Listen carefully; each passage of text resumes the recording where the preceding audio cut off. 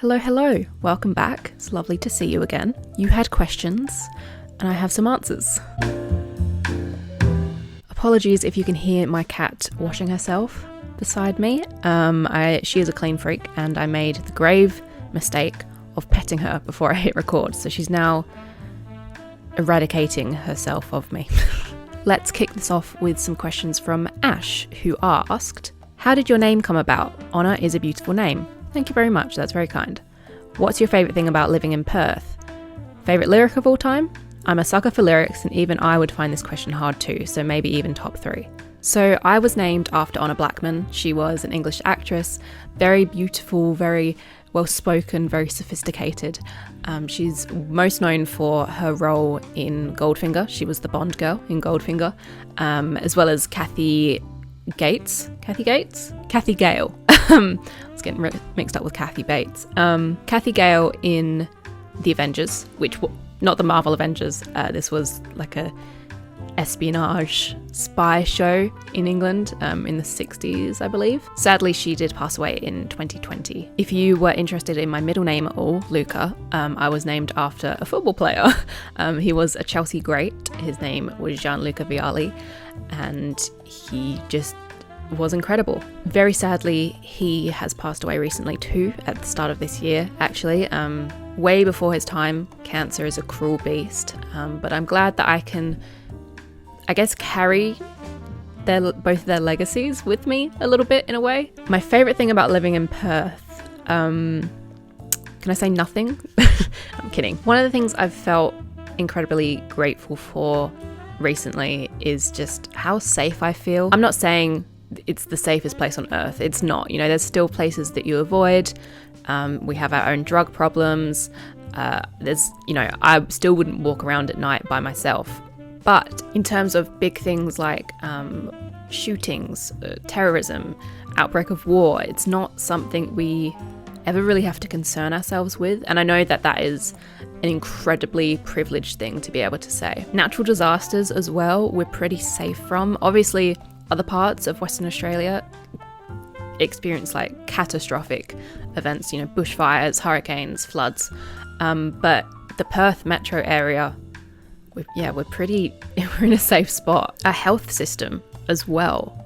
I know at the moment there's a lot of pressure on our government to be putting more funding into our health system, and they should do, rightly so. But compared to other health systems, oh my god, I would take this one over anything. Listening to what my family has to go through back in England, to get into hospitals, or just having a basic doctor consult it's ridiculous. So obviously I'm very grateful that I know that if I need to see a doctor today, I can see a doctor today.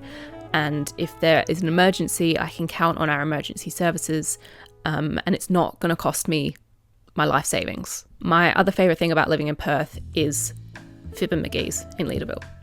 Scott also asked me about my favourite lyric, and you're right, it was an incredibly hard question. As most people know me from the Hosier video, I'll start off with a Hosier song. It's from No Plan, and my favourite lyric is, why would you make out of words a cage for your own bird, when it sings so sweet the screaming, heaving fuckery of the world? Something about it just speaks to my soul. It reminds me that I don't have to fit myself in anyone's specific box that they have for me, or, I don't have to censor myself. I also love, no matter where I roam, I will return to my English rose, for no bonds can ever tempt me from she. I've sailed the 7 seas, flown the whole blue sky, but I've returned with haste to where my love does lie. That's by The Jam. It's a love song, but what I think of when I listen to it is just England, because no matter what happens, it'll always be in my heart. And talking of England, the last lyrics that I wanted to share is from Lily Allen, from the song London, and it's, there was a little old lady who was walking down the road. She was struggling with bags from Tesco. There were people from the city having lunch in the park. I believe that's called alfresco. She is truly a rhyming genius. Plague Folk, great name, asked, how do you do your research for your video essays? Like with Eat Your Young video, how did you even start? I'm so interested in researching songs, inspirations and illusions, but I have no idea how to start. I don't really have a set method when I go about these things, but for the Hosier video at least, what I started with was just going through all of his social media, all of his like newsletters that's been sent out, any interviews that have happened in the lead up to the EP, and just taking out any sort of research point I can, or little thing to touch on. Then I bought a copy of Inferno, read that, took any notes that I thought might be relevant. I knew of the Jonathan Swift essay before. I think we covered it in school. I can't remember. I know it from somewhere. So I reread that and made any notes. And then I just sort of did a big Google search of other examples of this theme of eating your young being used throughout history. And then once I had all my notes in front of me, I just went through the lyrics and matched things up and wrote them down. And my desk looked a little bit like someone plotting out, like trying to figure out a murder, because it was just random information everywhere. I think the real key is just letting yourself go on these massive research tangents. Just go down any rabbit hole you can find, because there'll always be like a little tidbit of information that just makes your whole work. Does that make sense? I don't know. I hope that helps. From the lovely Elena Michaela, we have, if you could do anything and knew you were going to succeed, what would you do? And in the same train of thought, what would be your dream job? Oh, there are so many things that I would do. I would be a Broadway star. I would write books. I would ask out Danny Lomas. I would move to a tiny island by myself. I would open my own clothing and vinyl store. I would be an archaeologist. There are so many things that I would do that just completely contradict each other and don't work. It really reminds me of that Sylvia Plath quote about the fig tree. I saw my life branching out before me like the green fig tree in the story. From the tip of every branch, like a fat purple fig, a wonderful future beckoned and winked. One fig was a husband and a happy home and children, and another fig was a famous poet, and another fig was a brilliant professor, and another fig was E.G., the amazing editor, and another fig was Europe and Africa and South America, and in another fig was Constantine and Socrates and Attila, and a pack of other lovers with queer names and offbeat professions. And another fig was an Olympic lady crew champion.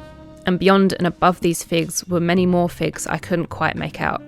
I saw myself sitting in the crotch of this fig tree, starving to death, just because I couldn't make up my mind which of the figs I would choose. I wanted each and every one of them, but choosing meant losing all the rest. And as I sat there, unable to decide, the figs began to wrinkle and go black, and one by one, they plopped to the ground at my feet. That's something... Oh, hello! This is Phoebe, one of my 3 cats.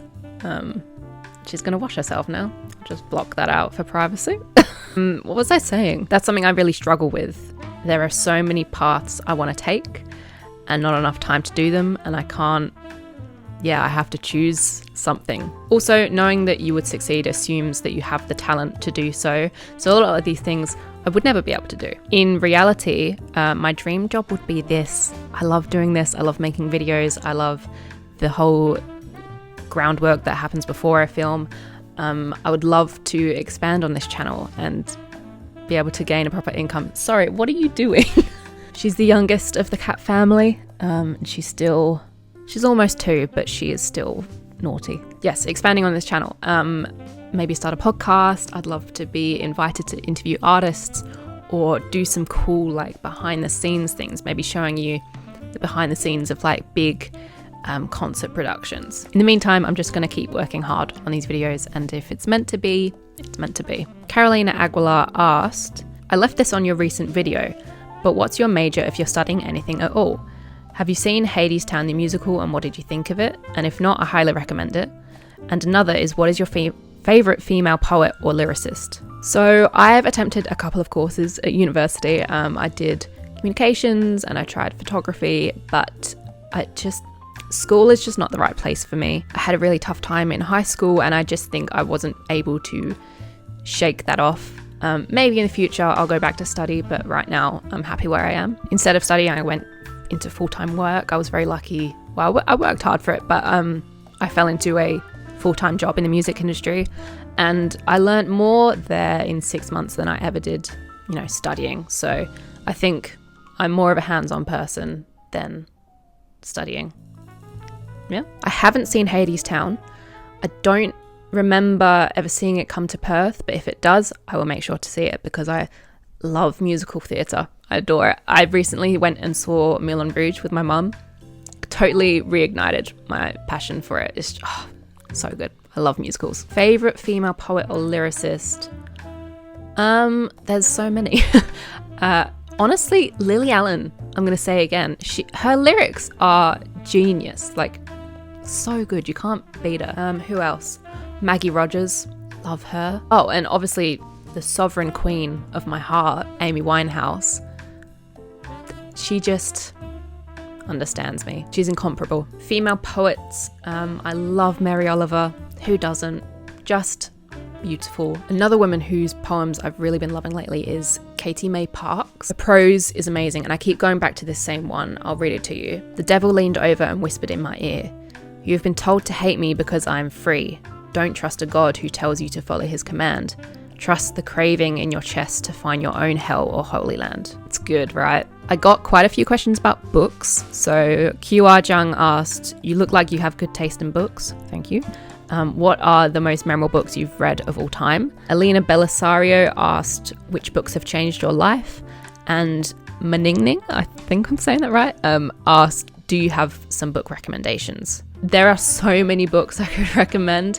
I'm such a bookworm and just so many have had such an impact on me, but I've restrained myself and I'm gonna give you one childhood book, one fiction book, one non-fiction book, and one I'm reading right now that I'm loving. So Peter Pan by J.M. Barrie.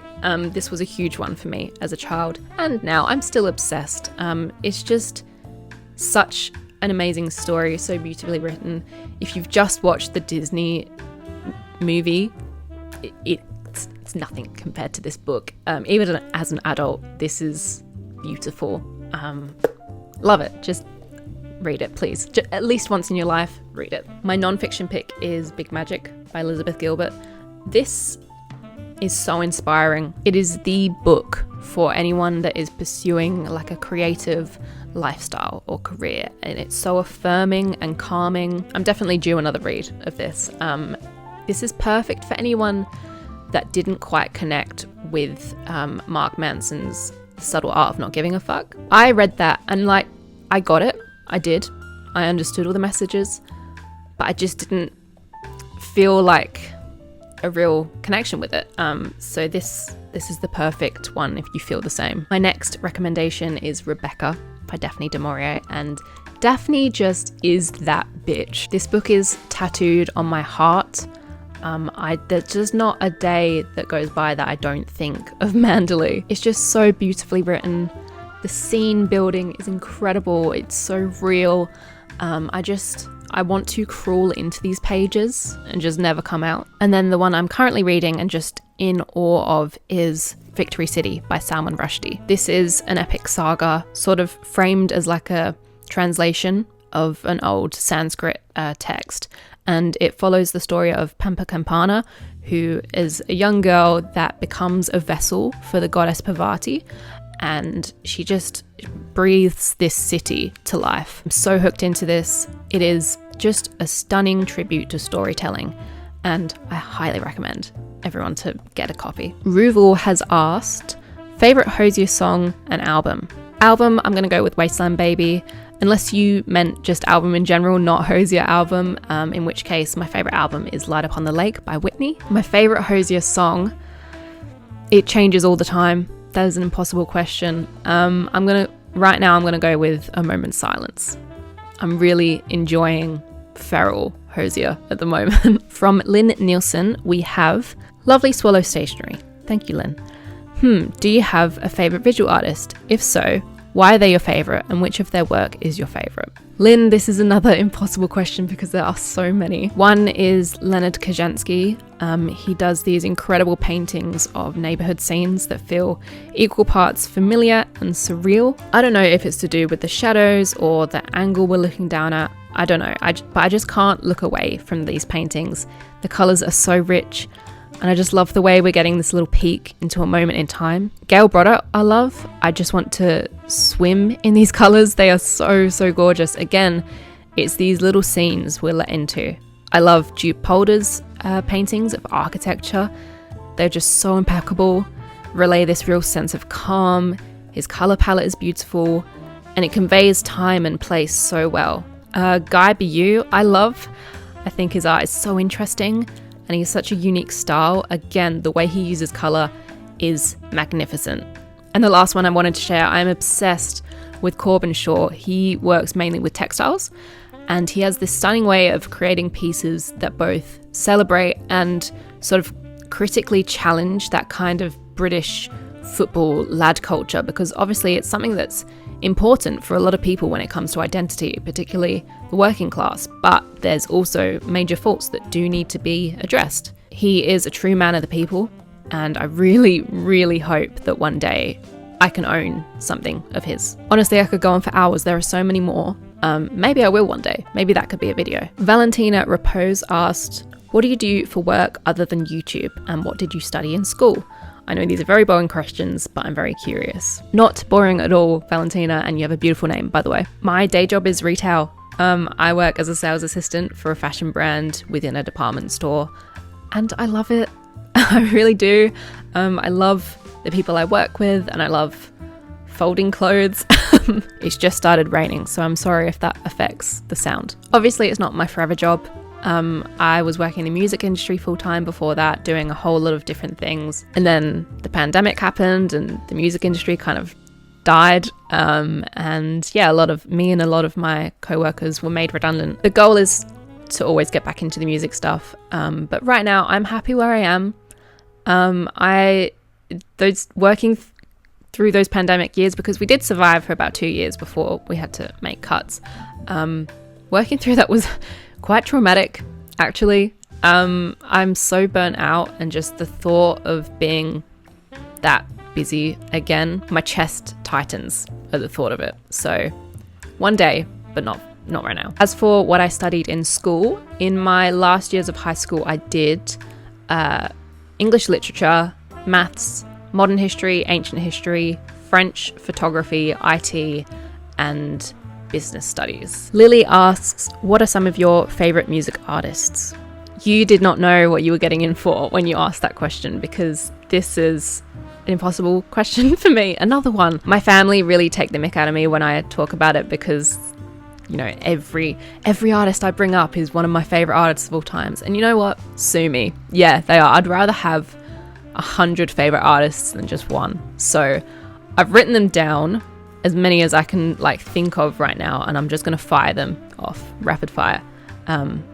So we have Sam Fender, Whitney, Arctic Monkeys, the Teskey Brothers, Amy Winehouse, Hosier, Bill Withers, Harry Styles, Leon Bridges, Inhaler, the Isley Brothers, Alan Stone, Joy Division, The Jam, The Style Council, The Clash, The Vans, Nothing But Thieves, Duffy, Polish Club, Marlena Shaw, Stevie Wonder, Loyal Kana, Paolo Nutini, Royal Blood, Curtis Mayfield, Sam Henshaw, Boyazuga, Pond, Shame, Budgie, Duckworth, Anderson .Paak, Ruffalo Springfield, Joy Crooks, The Mysterines, Mac Miller, Fontaines DC. And I mean, that barely scratches the surface. Ryan Mount asked, will you marry me? Sure. Merry Friday, Ryan. Was that what you were looking for?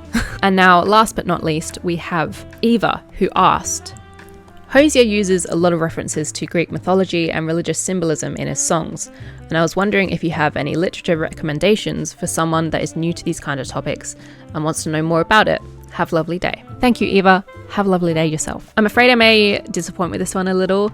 The religious stuff, I just know because I used to be heavily religious. I've done a 180 now, but that stuff is still drilled into my brain. So I guess my literature recommendations for that would just be the Bible. With the mythology stuff, I mean, a great place to start is Madeline Miller's books. They are dramatized, they're bulked up, so they're not going to be completely, the original tales, but they're really engaging. That's a great place to start to sort of ease you into that area, I guess. There's also an incredible channel here on YouTube. It's run by a girl called Erica Stevenson. It's called Moan Inc., and she goes into all of these sorts of topics, all to do with mythology and real history, but it's all ancient stuff. Highly recommend. She's also got a lot of really good interviews with authors who have written books about this kind of stuff, so you can find a lot more book recommendations there. I'll leave her link down below, She's amazing. And that's it. I really enjoyed this. It was a bit more of a casual video, getting to connect with you. I hope you enjoyed it too. If you did, give it a thumbs up. Maybe, please. If you had any other questions, feel free to ask them down below and I will try to reply to everyone. I hope you have a lovely day and a lovely rest of your week, and I will see you next Friday, because I suppose we better talk about Francesca, right?